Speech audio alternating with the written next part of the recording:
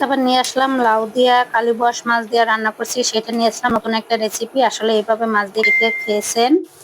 আমার কাছে খুব ভালোই লাগে। দেখেন এখানে কালীবাস মাছ লবণ দিয়ে নুন দিয়ে মাইখা দিছি, মানে হলুদ দিয়া। আর এইখানে নিয়েছি লাউ, লম্বা লম্বা করে কাইটা নিছি। তার প্রথমে দিয়ে দিলাম পাতিলাটা, ঠিক আছে, এই পাতিলাটা দিয়ে দিছি। তারপরে তেল দিয়ে নিলাম। আর শীতকালের লাউ দিয়া যদি যেভাবে একটু ভালো করে যদি রান্না করা যায়, চিংড়ি মাছ, তারপরে শোল মাছ, টাকি মাছ, তারপরে এইভাবে যদি একটু ঝাল ঝাল করে রান্না করা যায়, আসলে আমার কাছে খুব ভালো লাগে। আপনাদের কার কাছে লাউ কেমন লাগে কমেন্টে জানাবেন। আর লাউ খেতে আমার খুব ভালো লাগে। তারপরে দিয়ে দিলাম পেঁয়াজটা একটু ভাজা ভাজা হয়েছে, তারপরে আদা দিয়ে দিলাম, আদা দেওয়া একটু ভাইজা, তারপরে দিয়ে দিলাম পানি। ঠিক আছে, পানিটা দিয়ে হলুদ গুঁড়া, মরিচের গুঁড়া, ধইনার গুঁড়া দিতেছি, দেখতে থাকেন। আর আপনারা কে কিভাবে লাউ রান্না করে খান?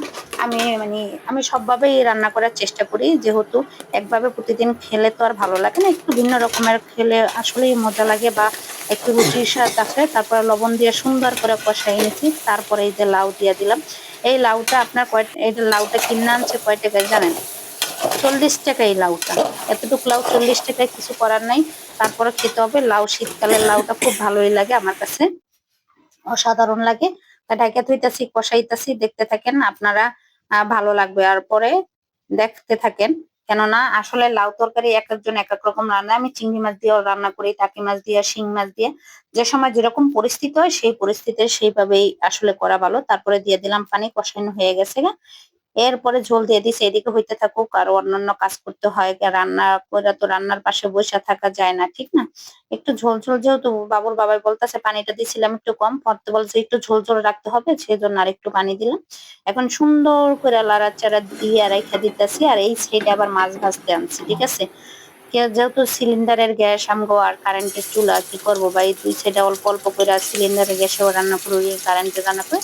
তারপরে যে লবণ আর হলুদ দিয়ে মাছ রাইখা দিচ্ছিলাম, সেই মাছগুলো এখন কালীবাস মাছ ভাইজা নিতেছি এক এক করে, দেখতে থাকেন। কেননা কি করবো ভাই, তারপরে বলি আলহামদুলিল্লাহ, শুক্রিয়া জানাই লাখ লাখ আল্লাহর কাছে যে আমি সারাদিন পরে হয়তো ভালো মন্দ গোস মাছ না পোলাও নাও খাইতে পারলে, ডাল ভাত যেভাবে জুটে তাও আলহামদুলিল্লাহ ভালো। এরপর দেখেন এখানে লাউর কালারটা কি সুন্দর আসছে, অসাধারণ একটা কালার আসছে। আর ওই দিক দিয়ে আমি মাছ ভাজতে দিতেছি, মাছ ভাজা হয়ে গেছে গা। মাছ খালি দেখাইলাম, এই যে ভাজা হয়ে গেছে গা। মাছগুলো এখন দিয়ে দিলাম, ঠিক আছে, এখন দিয়ে দিছি। আর মাছগুলা দেওয়ার পরে কিন্তু বেশিক্ষণ আর জাল দিব না, কেন লাউ বেশি মানে আগুন জাল দিলে তারপরে একটু টক টক লাগে। একটু লবণ দিলাম, দেখলাম লবণটা ঠিক আছে কিনা, পারফেক্ট।